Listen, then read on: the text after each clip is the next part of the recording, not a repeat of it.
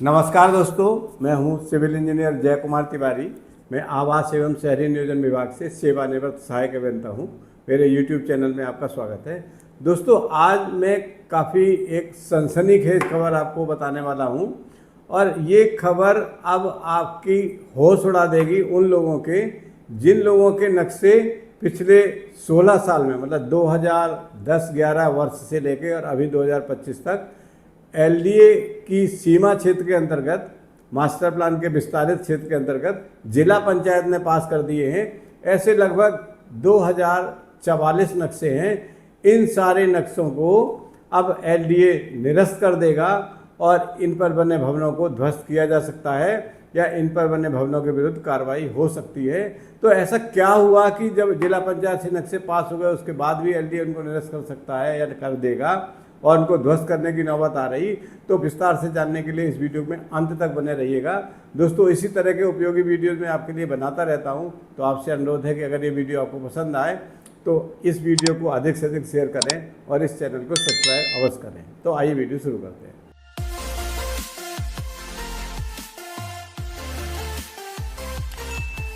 दोस्तों, अब मैं विस्तार से बताता हूं कि लखनऊ विकास प्राधिकरण की मास्टर प्लान की सीमा के अंतर्गत या जो विकास क्षेत्र है उसके अंतर्गत वर्ष 2010-11 से लेकर अभी 2025 तक जिला पंचायत के अधिकारी या जिला पंचायत जो विभाग है वो एलडीए के मास्टर प्लान सीमा के अंतर्गत भी नक्शे पास कर देता है। भाई क्या बात है!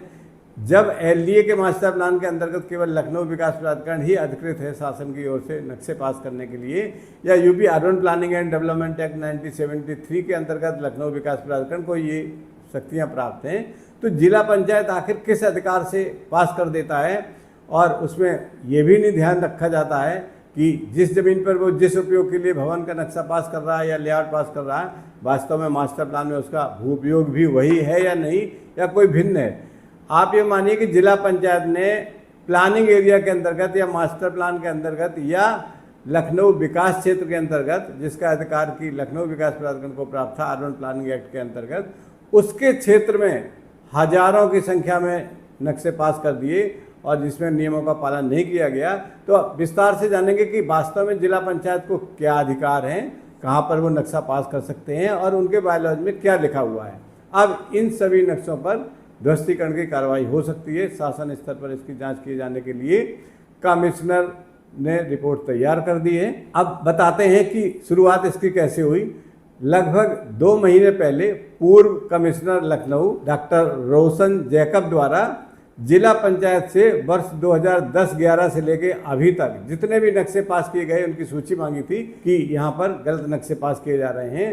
तो जिला पंचायत ने वो सूची एक प्रस्तुत की है जिसमें 2044 ऐसे नक्शे हैं जो लखनऊ मास्टर प्लान या लखनऊ विकास क्षेत्र की सीमा के अंतर्गत जिला पंचायत द्वारा पास कर दिए गए हैं।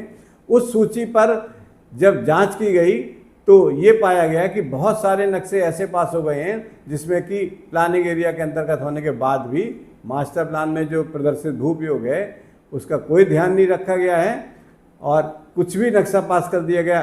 कृषि भूमि पर फ्लैट पास कर दी गई, कृषि भूमि पर लेआउट पास कर दिए गए, कृषि भूमि पर कॉमर्शियल बिल्डिंग पास कर दी, फैक्ट्री, गोदाम, बिल्डिंग, सब तरह के नक्शे पास कर दिए गए। एलडीए द्वारा इन सभी नक्शों के निरस्त किए जाने के लिए कमिश्नर के यहाँ अपील की जा रही है और कमिश्नर की अपील में जब निस्तारण हो जाएगा तो एलडीए इनके ध्वस्तीकरण की कार्रवाई कर सकता है और ध्वस्तीकरण करने के बाद शासन को रिपोर्ट भेज सकता है। लखनऊ विकास क्षेत्र के जो भी विस्तारित क्षेत्र हैं उन सभी क्षेत्रों में जिला पंचायत द्वारा अवैध तरीके से मनमानी करके नक्शे लैंड यूज के विपरीत पास कर दिए गए हैं। ये बहुत ही गंभीर मामला है और इसके विरुद्ध जो जिला पंचायत में पास करने वाले अधिकारी हैं उनके विरुद्ध कार्रवाई हो सकती है। और जो बिल्डर्स हैं जिन्होंने गलत तरीके से जिला पंचायत से सांठगांठ करके नक्शे जानबूझकर पास करा लिए हैं उन सब भवनों को ध्वस्त किया जा सकता है शासन से आदेश प्राप्त होने के बाद या कमिश्नर लेवल पर अपील के बाद जो निर्णय होगा उसके अनुसार भी ध्वस्तीकरण की कार्रवाई अमल में लाई जा सकती है लखनऊ विकास प्राधिकरण के द्वारा।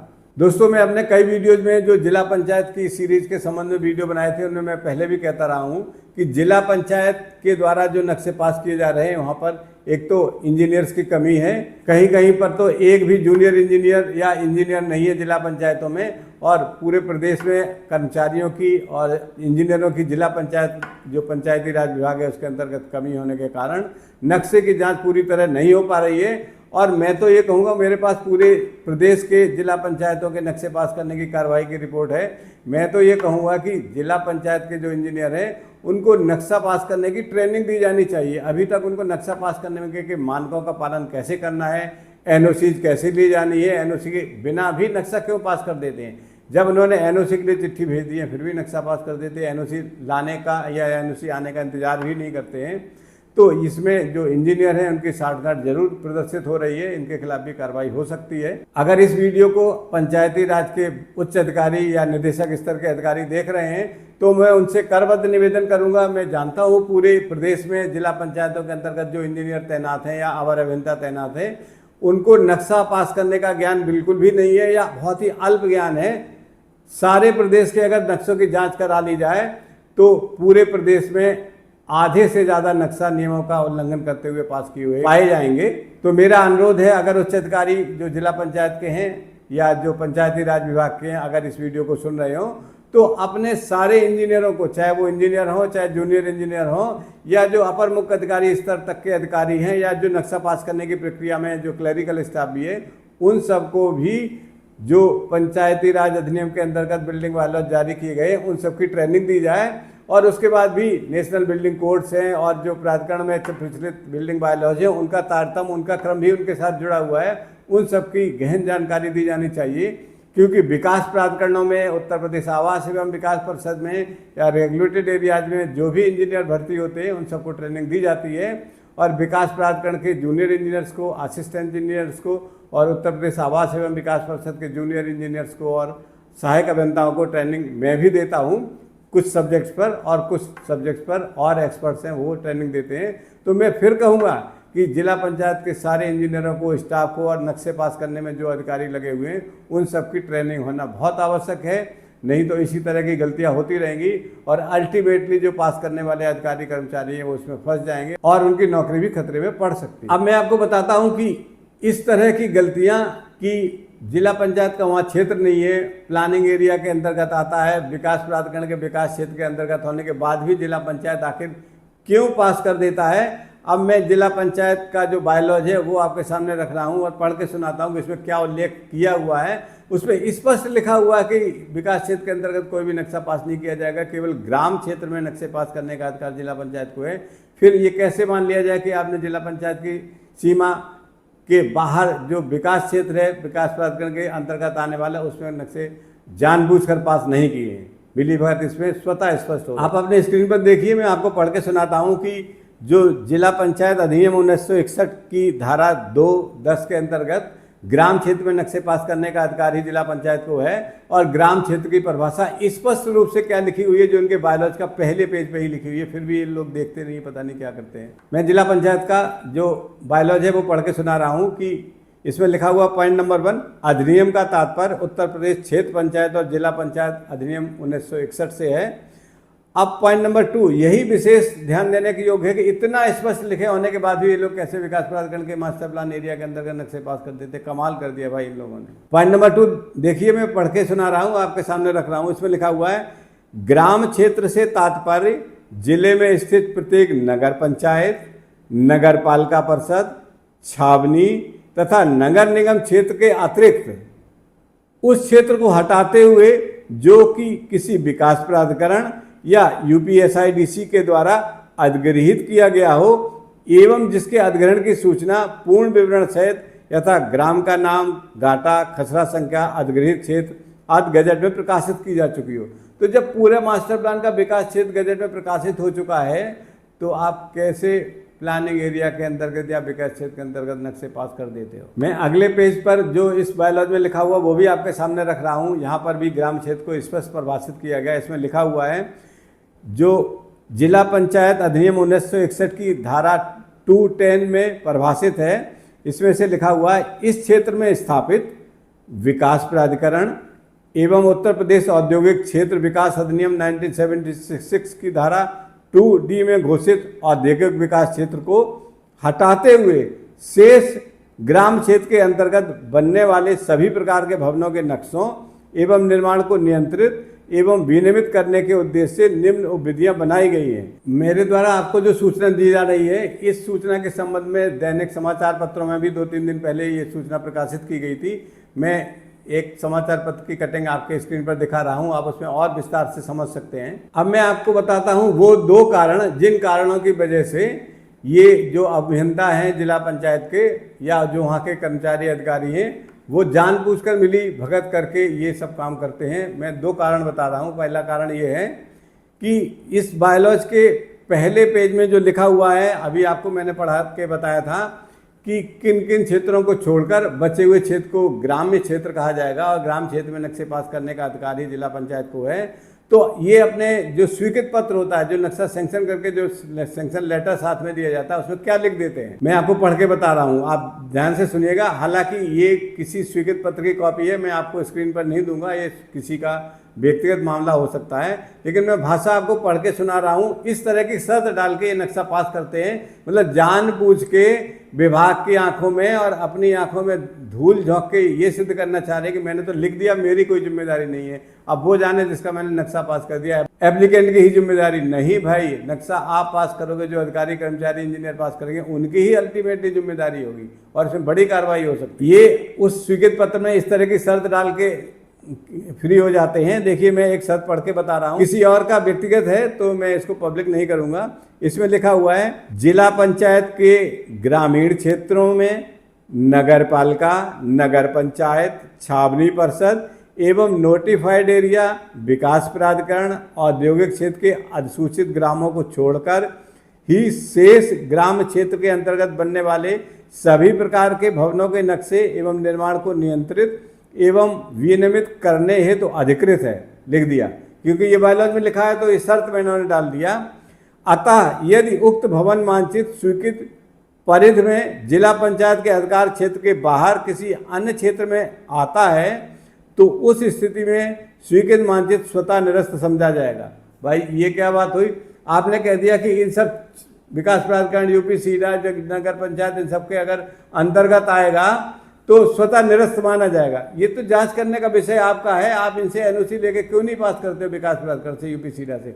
अच्छा ये बताइए, सबसे कमजोर विभाग क्या विकास प्राधिकरण ही है या यूपी सीडा ही है जहां पर आप नक्शे पास कर देते हो? आपने कैंट एरिया में तो एक भी नक्शा पास करने की हिम्मत नहीं करी, आखिर क्यों? छावनी क्षेत्र में अगर एक भी नक्शा आपने पास कर दिया हो, वहां आपका ज्ञान खुल जाता है और विकास प्राधिकरण के क्षेत्रों में नहीं खुलता। कितने हमारे जो अनजान एप्लीकेंट हैं, बिल्डर्स हैं या जानबूझ के कराने वाले बिल्डर्स हैं, वो इस मकर जाल में फंस जाते हैं और आप ये लिख के फ्री हो जाते हो कि अगर इस पर पड़ेगा तो मानते स्वतः निरस्त हो जाएगा। स्वतः निरस्त नहीं हो जाएगा, स्वतः निरस्त के साथ उस बनाने वाले बिल्डर की, यह छोटा आदमी है उसका भवन बनाओ, उस पर क्या बीतेगी, पूरा लेआउट अवैध हो जाएगा और वहाँ ध्वस्तीकरण की कार्रवाई की जा सकती है।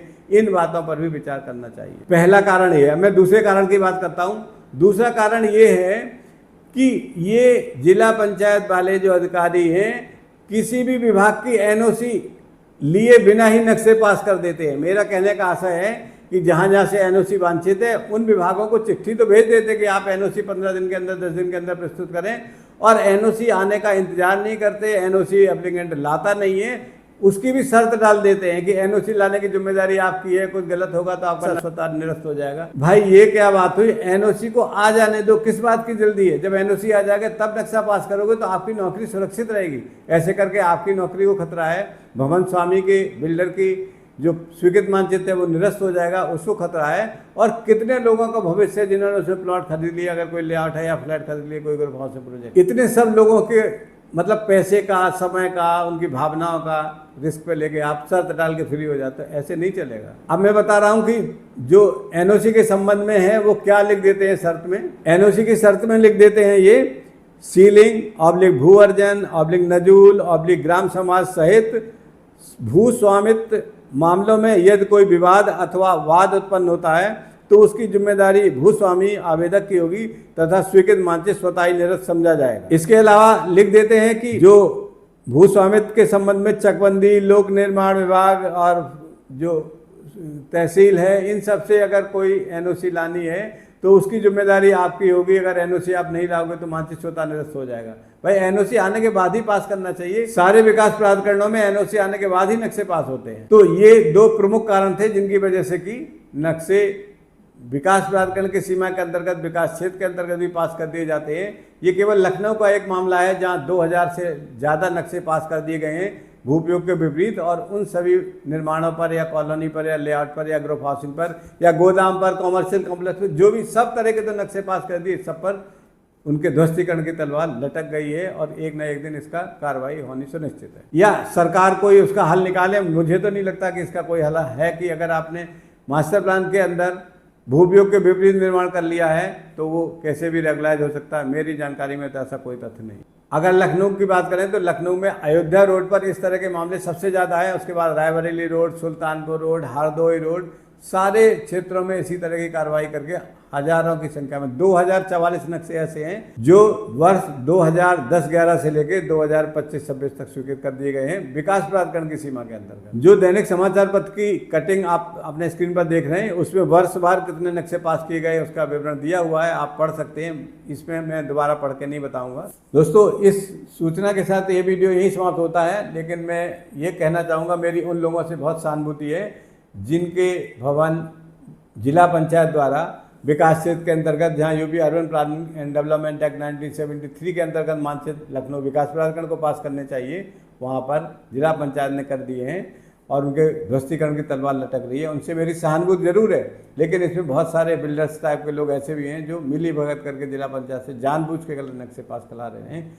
उनसे शासन की भी सहानुभूति नहीं है और उन पर कार्रवाई अवश्य होनी चाहिए। दोस्तों, मैं इसके साथ ये भी बताना चाहूँगा, ये केवल लखनऊ का मामला नहीं है। मेरी जानकारी में ये मामला पूरे प्रदेश की सभी जिला पंचायतों में है जहाँ पर विकास प्राधिकरण की सीमा है या कोई प्लानिंग एरिया है, यूपी सीडा है, वहाँ पर भी जिला पंचायत द्वारा गलत नक्शे पास कर दिए हैं। मेरे पास पूरे प्रदेश की रिपोर्ट है। इसके अलावा आप ये समझिए, ग्रेटर नोएडा जो ग्रेटर नोएडा गौतम बुद्ध नगर जिला है, उसके अंदर बुलंदशहर, सहारनपुर, अमरोहा, सुल्तानपुर, अयोध्या, रायबरेली, हरदोई, कानपुर देहात, कानपुर नगर, लगभग सभी जिलों की पोजीशन मेरे सामने है। सब जगह यही हाल है, जिला पंचायत ने विकास प्राधिकरण की सीमा के अंतर्गत ये एक शर्त डाल के नक्शे पास कर दिए कि अगर उसके अंतर्गत पाया जाएगा तो निरस्त हुआ है। ऐसे कार्रवाई करना उचित नहीं है। मेरा आपसे अनुरोध है कि इस वीडियो को अधिक से अधिक शेयर करें ताकि अगर कोई विधिक इसका रास्ता निकल सकता है तो जिनके भवन गिराए जाने की स्थिति में वो अपना मिलकर कोई कार्रवाई इस पर उचित समय या यथा समय कर सकते हैं। दोस्तों, इस सूचना के साथ ये वीडियो यहीं समाप्त होता है। नमस्कार। अगले वीडियो में दोस्तों मैं बात करूंगा कि लखनऊ विकास प्राधिकरण की सीमा बढ़ाकर लगभग 2.5 गुनी कर दी गई है और अब पूरा लखनऊ जिला लखनऊ विकास प्राधिकरण या एलडीए की सीमा के अंतर्गत आ जाएगा। तो अगले वीडियो में विस्तार से बात करेंगे कि कौन कौन सी तहसीलों के कितने बड़े क्षेत्रफल को एलडीए की आगामी सीमा में शामिल किया जा रहा है और इससे क्या लाभ होंगे और क्या प्रक्रिया है।